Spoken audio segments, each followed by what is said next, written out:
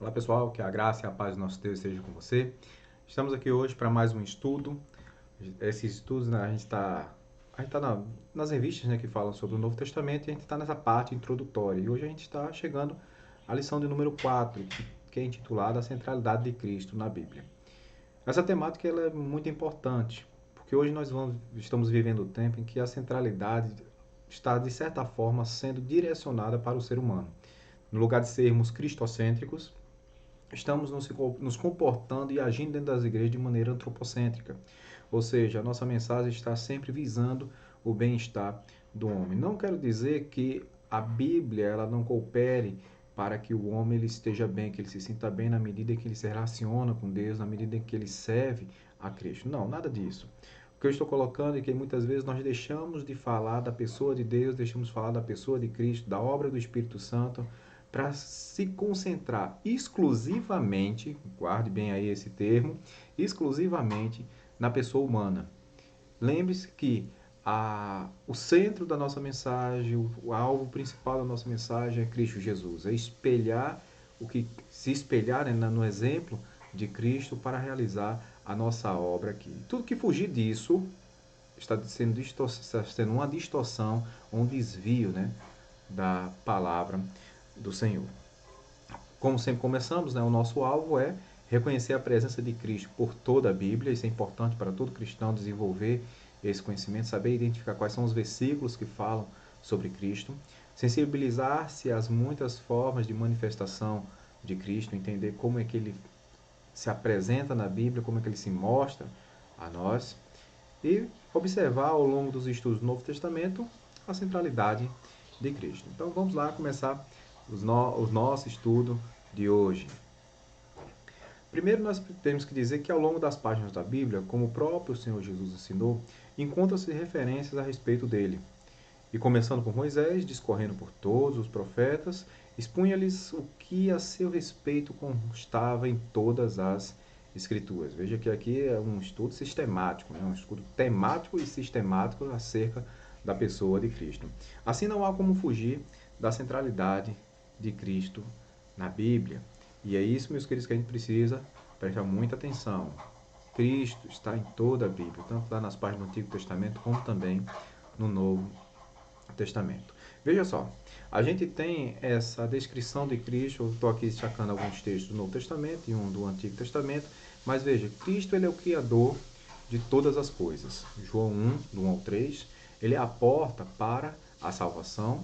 Ninguém pode chegar ao Pai senão por ele.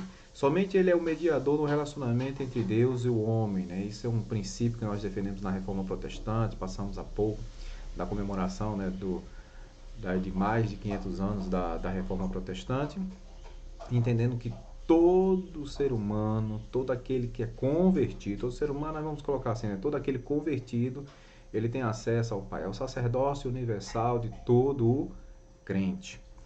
E ele é o nosso supremo pastor, um texto bonito que temos lá no Salmo 23 e também esse pastor, né, que entra pela porta lá do João 10. Claro, outras passagens bíblicas descrevem essa pessoa de Cristo, sim. A gente está destacando aqui, só para fins de delimitação de tempo, né, a gente acaba destacando apenas alguma delas. Foi o próprio Senhor Jesus quem disse: examinai as Escrituras, porque julgais ter nelas a vida eterna, e são elas mesmas que testificam de mim. Lá o texto de Osés diz que o povo errava e errava por não conhecer a Deus. Aí ele colocava o seguinte, né? Sigamos e prossigamos em conhecer o Senhor. Precisamos conhecer realmente a obra de Deus, precisamos conhecer realmente as referências de Cristo em toda a Bíblia. Precisamos examinar as Escrituras a fim de nos apresentarmos como os obreiros aprovados, que não tem do que se envergonhar. Isso não é só a obrigação do pastor, não é só a obrigação do dirigente, não. Todo crente, ele precisa dominar bem o livro que ele diz acreditar. Então se esforce nisso, meu irmão. Se esforce, que eu tenho certeza que vai valer muito a pena na sua vida. Aí a gente chega naquele ponto que fala sobre a teologia cristocêntrica. E aqui, meus queridos, eu não vou trazer uma linguagem que você não consiga compreender. Pelo contrário, eu vou trazer algo que é próprio dos nossos dias, porque todo conversar num espaço religioso é um fazer teologia. Às vezes a gente fala assim, teologia é coisa para o pastor, teologia é coisa para o seminário. Não, teologia está no dia a dia do crente. Todas as vezes que nós nos ajoelhamos para orar, nós estamos seguindo alguns princípios teológicos, alguns princípios do nosso livro de fé, esse estudo, né, dessas revelações de Deus, dessas manifestações, desse comportamento do povo cristão, está tudo relacionado à teologia. E hoje nós vamos pegar um ramo dela, que é essa teologia cristocêntrica, né? A figura central da história da humanidade é a pessoa de Jesus Cristo. Ao participar da história, Jesus, com a própria vida, deu ao homem a oportunidade de ser salvo da condenação eterna. Segundo Bancroft, omitir-o da história é o mesmo que omitir da astronomia as estrelas ou da botânica as flores. Então, assim, não tem como. As pessoas podem até dizer que não acreditam na divindade de Cristo. Isso daí é um direito que elas têm de acreditar ou deixar de acreditar. Mas dizer que ele não existiu, isso seria ilógico, isso seria irracional. Jesus Cristo existiu. Jesus Cristo veio em forma humana, habitou entre nós, sentiu as nossas dores e aí nos deu um exemplo, né, que para aqueles que creem e para os que não creem. Um exemplo de virtude, para um exemplo de uma pessoa que segue uma vida piedosa, uma pessoa que, para os que creem agora, né, que é o Filho de Deus. Mesmo os que não creem não tem como dizer que Jesus Cristo não existiu, que é um conto. Não tem como fazer isso, seria uma falta de inteligência da parte deles. Então Jesus Cristo ele marcou de tal forma, né, a pessoa humana de Jesus, ele marcou de tal forma a história das civilizações que não tem como mais desvincular essa história da pessoa de Cristo. Não é à toa que hoje nós temos o antes de Cristo e o depois de Cristo. E aí, meus queridos, quando nós percebemos nessa postura, né, de enxergar o Cristo nas páginas das Escrituras e também nesse reflexo dele na humanidade, nós vamos perceber que Cristo ele não está só limitado ao tempo do ser humano. Cristo é atemporal. Considerando que a humanidade ela está limitada a um período de tempo, cada ser humano tem a sua história escrita numa época determinada. Porém, quando se trata da pessoa de Cristo, não é possível limitar a sua existência. E aí a gente chega num outro ponto sobre a vida de Cristo, ou melhor, sobre os ensinos, os estudos, né, sobre Cristo, que é justamente os três estados de Cristo, porque vai considerar essa parte temporal. A gente está vinculado à existência mediante o tempo, mediante a história. Só que Cristo é acima de tudo isso, né? Cristo é eterno. Cristo esteve com Deus desde o princípio de todas as coisas. Então, a gente vai perceber que Cristo, ele era, ele é e continuará sendo, né? Então, vamos ver como é que esse ponto ele se desdobra, né? Assim, um estado é uma posição que alguém guarda, conserva ou mantém na vida. Por exemplo, aquele que perante um tribunal de justiça reside o culpado, ele se encontra em um estado de culpa e de condenação ao que, no geral, segue a condição de encarceramento com todos os seus resultados de vergonha e também de provação. Antes disso, né, antes de ser considerado culpado, ele está no estado de réu, no estado de acusado. Mas depois que se confirma, ele muda seu estado para culpado, de culpado, aí depois para encarcerado. Isso é um princípio, né, que é uma ilustração, né, que o Berkhoff ele utiliza, né, na sua exposição sobre os três estados de Cristo. Mas quais são eles? A gente fala dos três estados, aqui a gente deu uma ideia, né, no ser humano, uma analogia, né, como é que poderia funcionar. Mas como é que funciona essa ideia dos três estados de Cristo? O primeiro estado é a pré-existência. É o estado do ser divino. Ele é antes de todas as coisas, né? Ele é o princípio, ele é o fim, ele esteve na criação. Tudo foi feito por intermédio dele, né? O segundo estado é o estado da humilhação, que é esse estado em que ele esteve aqui como ser humano, né? É o estado da existência temporal humana. E o terceiro estado é da exaltação, que é o estado celestial de exaltação e glória. E aqui você vai perceber aqui abaixo, meu querido, que para cada um desses estados há um conjunto de textos bíblicos, né? Então, não é algo que se diz, é assim, ponto. Não, a gente chega a essas conclusões por conta das passagens bíblicas que falam a respeito disso, né? Então, esteja sempre atento a isso. Cristo é pré-existente, ele existiu, veio em forma humana há 2000 anos e vamos encontrá-lo. Ele já está em sua glória, voltou a seu estado de glória, e nós vamos encontrá-lo nessa glória. Fala assim, como assim nós vamos encontrar? Ele vai vir nos buscar, então a gente vai encontrar com ele, ele vai se encontrar com a gente e a gente se encontra com ele, ele virá buscar a sua igreja. E aí, meus queridos, a gente vai perceber o seguinte, que todo esse aspecto sobre Cristo que nós estamos falando tem a ver com a mensagem redentora. Essa é a mensagem de Cristo, é uma mensagem de salvação. A mensagem de prosperidade que hoje está muito em alta em muitas igrejas por aí, inclusive igrejas históricas como as batistas, elas fazem parte do processo do seguir a Cristo, do servir a Deus, né, de desfrutar dessas bênçãos terrenas, mas ela não é o centro da Bíblia. A mensagem central da Bíblia é a redenção do ser humano, a missão de Deus que ele tomou para si de resgatar o ser humano e ele nos torna participantes dessa mensagem redentora. Então, a gente vai entender o seguinte, que todo ser humano ele nasce descaído e está condenado à morte eterna. Por essa razão, Deus enviou o seu Filho a fim de morrer e ressuscitar para nele acontecer a redenção. Não tem como ser de outra forma.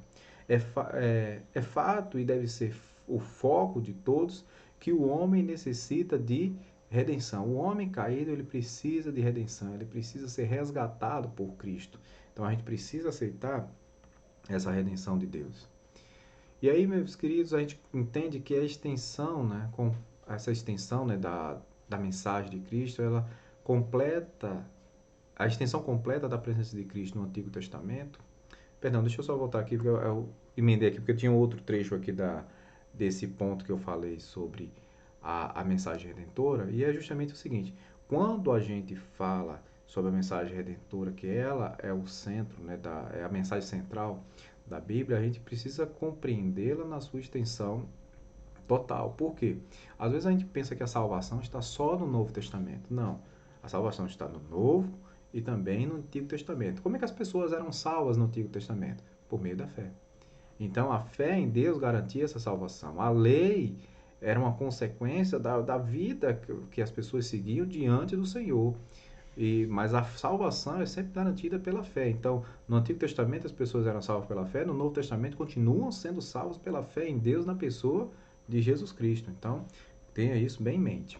E aí, falando em Antigo Testamento, e sim, agora nós chegamos a essa lâmina, a extensão completa da presença de Cristo no Antigo Testamento, ela não pode ser apresentada em uma única lição. Por isso, a gente vai indicar aqui alguns textos, né? Quer dizer, a gente tem uma mensagem da pessoa de Cristo no Antigo Testamento. Inúmeras assim, passagens bíblicas tratam sobre a pessoa de Cristo. Aqui eu vou destacar algumas só para a gente ter uma noção. Por exemplo, na criação, né? Jesus é o Criador, então vem o resgate dessa profecia do Antigo Testamento, lá de Gênesis, né? Desse texto, né? Que fala sobre a criação de Deus, né? Que façamos o homem a nossa imagem, semelhança, e esse processo todo da criação. Então, Jesus é o Criador, né? O João de 1 a 3, a gente vai ver logo que Deus esteve lá no princípio, era o Verbo, e o Verbo estava com Deus, e o Verbo era Deus. Então, a gente vai perceber que há sempre um reflexo dessa pessoa de Cristo no Antigo Testamento, né? A presença dele no Antigo Testamento, na história da criação, e também é resgatado no Novo Testamento. Veja só como o texto de Êxodo 2. No Êxodo, o povo de Deus, a Páscoa, Jesus é o Cordeiro Pascal. No Levítico, na oferta pelo pecado, Jesus é a oferta pelo nosso pecado, é o sacrifício perfeito. Em Números, no maná do deserto, Jesus é o pão que desceu do céu. O livro mais messiânico do Antigo Testamento, o que fala mais sobre o Messias, né, o anúncio do Messias, e aí no Lucas resgata isso, né, foi sobre Cristo que Isaías profetizou, né? Então, quem é o Messias que Isaías está falando? O livro dele se concentra nessa pessoa do Messias, nesse enviado de Deus. Aí, pessoal, olha, é sobre Cristo que Isaías estava falando. Ele está chamando a atenção que esse livro messiânico está falando de Jesus. Jeremias, quando fala da nova aliança, da aliança superior feita diretamente com todo ser humano, não mais ensinará o homem ao seu próximo, eu mesmo ensinarei a eles, escreverei em seus corações a minha palavra, né? Então a gente vê que isso é resgatado nos textos que falam sobre a ceia, principalmente aqui o de Mateus, que fala sobre essa nova aliança, que está descrita lá em Jeremias 31. Figurando nos 3 dias em que Jonas ficou no ventre do peixe, Cristo esteve 3 dias no coração da terra. Miqueias, né, na profecia do seu nascimento em Belém, esse texto é lindo, né, que é a menor de todas, né, então Cristo nasceu nessa cidade, aí vejo que o Novo Testamento está revelando, é a combinação entre o Antigo e o Novo Testamento, e a gente fecha com o texto de Malaquias, na profecia de Cristo no templo, e Cristo esteve no templo, né, uma profecia 400 anos, 400 e poucos anos antes de Cristo, mas que revela também a pessoa de Cristo. Então, isso aqui são apenas alguns versículos, né, se a gente for realmente pegar todos os versículos, tanto lá do Antigo Testamento, para compará-los com o do Novo Testamento, nós vamos encontrar sim a referência. Agora é importante fazer isso com cuidado, é importante fazer isso entendendo alguns princípios interpretativos para que a gente não acabe forçando o texto do Antigo Testamento a falar alguma coisa que não falou. Foi inventar profecias, inventar relações de Cristo lá no Antigo Testamento para justificar algo que a gente queira ensinar hoje. Não é preciso, a gente tem passagens bíblicas que falam sobre isso. Então não precisa inventar passagem bíblica, elas já existem. Basta a gente saber encontrá-las. Pedir discernimento ao Senhor para encontrar essas passagens, né? Então a gente vai entender o seguinte, né? Que quando enxergamos essas coisas, né? A gente vai entender que o antigo ele apresentou a Cristo, ele anunciou a Cristo, e no novo a gente vê a consumação desse anúncio, né? Dessa apresentação prévia que foi feita da pessoa de Cristo. E aí, Deus preparou o mundo para o advento de Cristo. Então, quer dizer, veja só que não foi uma coisa de imediato. Deus veio revelando a pessoa de Cristo ao longo das eras, dos séculos. E quando chegou o momento certo, a plenitude do tempo, o tempo perfeito de Deus, ele encarnou em forma humana na pessoa de Jesus, né? Então Deus preparou o mundo para o advento de Cristo. Vindo, porém, à plenitude do tempo, Deus enviou o seu Filho. O Pai enviou o seu Filho no momento exato, no tempo certo, para ser o centro da mensagem redentora do Novo Testamento. Certo? Então, o que a gente vai perceber é esse trabalho de Deus. Veja como ele já vem ao longo das eras apresentando, assim, vai vir aquele que vai pisar a cabeça da serpente, vai vir esse que vai resgatar Israel, vai vir esse que será a salvação do mundo. Então, quando as pessoas já estavam ansiosas, lembra dos magos que vieram do Oriente na ocasião do nascimento de Cristo?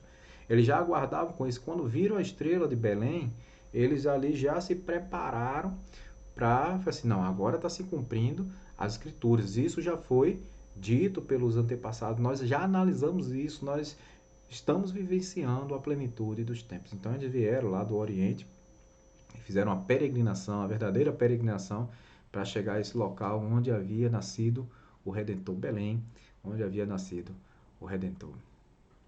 Se pudéssemos resumir a mensagem do Novo Testamento em um único versículo, ele seria o de Efésios 1:10, de fazer convergir nele, Cristo, né, na dispensação da plenitude dos tempos, todas as coisas, tanto as do céu como as da terra. Então esse seria o versículo que fala sobre a centralidade de Cristo na Bíblia, né? Na dispensação da plenitude dos tempos, todas as coisas, tanto do céu como da terra, fazem convergir na pessoa de Cristo. Ou seja, todos os acontecimentos que vemos destacados na Bíblia, que enxergamos no desenrolar da humanidade, desembocam na pessoa de Cristo. Cristo é o centro da história da humanidade, Cristo é o centro da história bíblica. Precisamos compreender isso devidamente. E finalizamos dizendo que a verdadeira pregação cristã ela precisa centralizar-se na cruz de Jesus Cristo. A cruz é a doutrina central dos santos escritos. Todas as outras verdades reveladas ou se encontram em seu cumprimento na cruz ou são necessariamente fundamentadas nela. Então a gente vai perceber, meus queridos, que toda a nossa teologia é concentrada, né, nesse ato de Jesus ser, desde a plenitude, já é pré-existente, aconteceu na pessoa humana de Jesus e continua sendo nesse Cristo exaltado que aguardamos a sua segunda vinda para buscar a igreja. Então, toda a mensagem ela se concentra na pessoa de Cristo. A mensagem do Antigo Testamento anuncia o Jesus, o Messias prometido, e a mensagem do Novo Testamento apresenta esse Messias entre nós. E continua mantendo a promessa que ele virá em resgate da sua igreja, virá em resgate do seu Israel, para a honra e glória do Senhor. Nenhuma doutrina da Escritura ela pode fielmente ser apresentada aos homens, a menos que se torne manifesto o seu relacionamento com a cruz. Aquele que é vocacionado para pregar, portanto, deve pregar a Cristo, pois nenhuma outra mensagem há que proceda de Deus. Toda mensagem que procede de Deus, ela tem a pessoa de Jesus implícita nessa história. Explícita e implícita. A gente precisa entender que não há nenhum caminho pelo qual devemos conhecer a Deus, senão pela pessoa de Cristo Jesus. Jesus é o caminho. Jesus é a verdade. Jesus é a vida. Que possamos entender bem o que a palavra nos ensina, que possamos realmente reorientar a nossa vida na pessoa de Cristo. Eu sei, meus queridos, que temos muitas necessidades materiais, mas não precisamos aqui maquiar o que o texto bíblico diz, distorcer o que o texto bíblico diz, para nos concentrar nas prosperidades. Lembra o que diz lá no Sermão da Montanha? Que todas essas coisas Deus sabe muito bem que precisamos. Se a gente buscá-lo realmente com intensidade, se a gente buscá-lo de coração, ele conclui, ele completa a nossa existência aqui, nos presenteando com isso que tanto precisamos. Mas o que precisamos antecipar, ou melhor, prioritariamente, é entender que Cristo deve ser o centro das nossas vidas. Desejo a você, meu querido, minha querida, uma semana abençoada e vamos nos encontrar aqui no próximo estudo. Até a próxima semana. Forte abraço!